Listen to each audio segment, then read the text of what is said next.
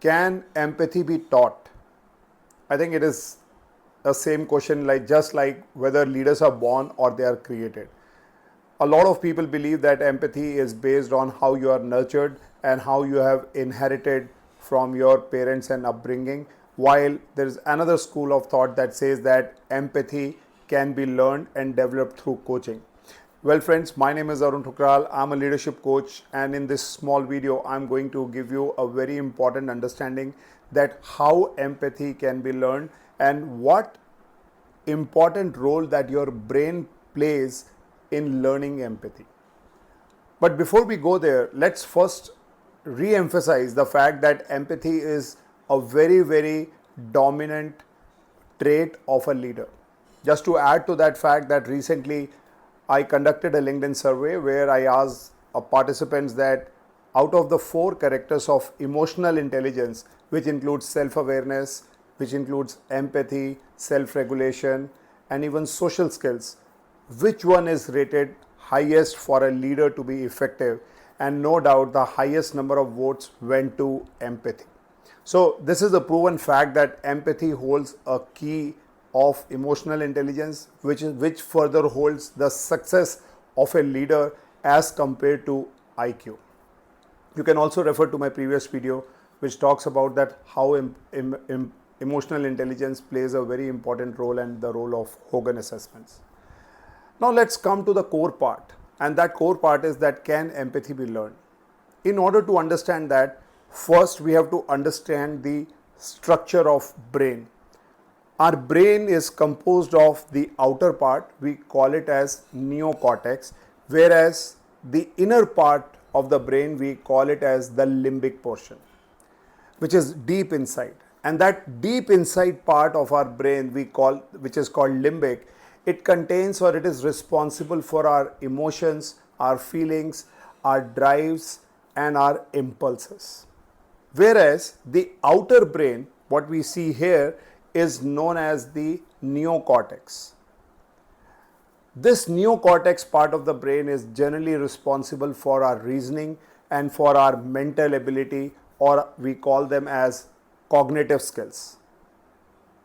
Therefore, when we see that a lot of companies putting efforts in training and developing their people to learn leadership, they miserably fail.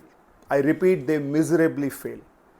The reason is that all kind of training interventions which tell you how to do certain things, what to do, how to do, why to do, you generally learn only from the outer part of the brain, which only is capable to learn the reasoning part of it or the technical part of it. Like say for example, how to start a computer, how to drive a car, how to operate a phone. When you say all this how to do things, your outer part, that is the cortex part of the brain, it learns very clearly and very sharply.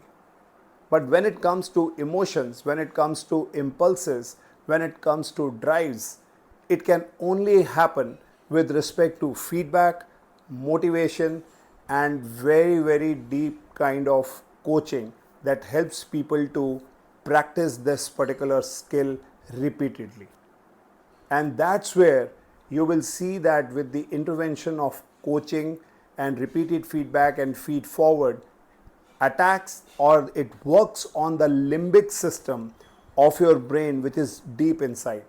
And no wonders, to change a behavior, it takes 6 to 9 months. And that's why coaching plays a very, very crucial role in developing the leader. And on top of it, empathy, for that matter, can only be coached but cannot be trained. So I must say that any company which is investing a lot of money on training people on leadership, thinking that their behavior will change, it won't change until you go to the deep level of making people understand through practice, feedback, and motivation, which is why coaches spend a lot of time in developing those traits. Let me give you an example. I remember there was a leader and he was identified having very low level of empathy. And when we say a very low level of empathy, it means that he was a poor listener. When he was a poor listener, He never understood what the other people are saying. The company decided that he should be recommended for a leadership training that will help him to get better. After 3 different kind of sessions from 3 different trainers in 3 different subgroups, it was realized that the particular person came out saying that he learned a lot, but after 3 months there was no change because the person was as same as he was before, and whatever change was happening, that was temporary. After some time, the company realized and then assigned a coach, and that coach worked very closely in helping him to get feedback and listen to his own ways of responding to people, that how he was not paying attention, that how he was not empathizing people while listening, and he was more about speaking and talking constantly to seek attention so that he looked confident in front of people. And with this regular practice, with this regular feedback, with this regular motivation, the coach was able to bring a turnaround, but it took almost 6 months. And that's precisely the fact that I would like to sum up, that emotional intelligence can be learned, can be taught, but not by training methods. It can only be learned and taught by simply coaching the person to that level.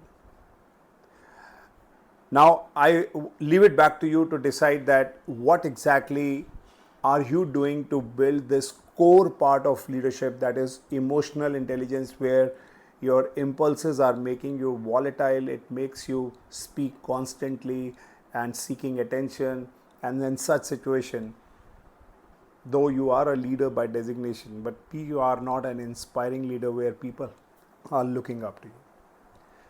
Well, I look forward for your feedback, and if you're really working hard on developing some part of empathy, do write back to me. I can give you a few more tips on a one-on-one basis, because these are contextual based, need based, and I'll be very happy to discuss further on your case if you are interested. Thanks a lot for watching me.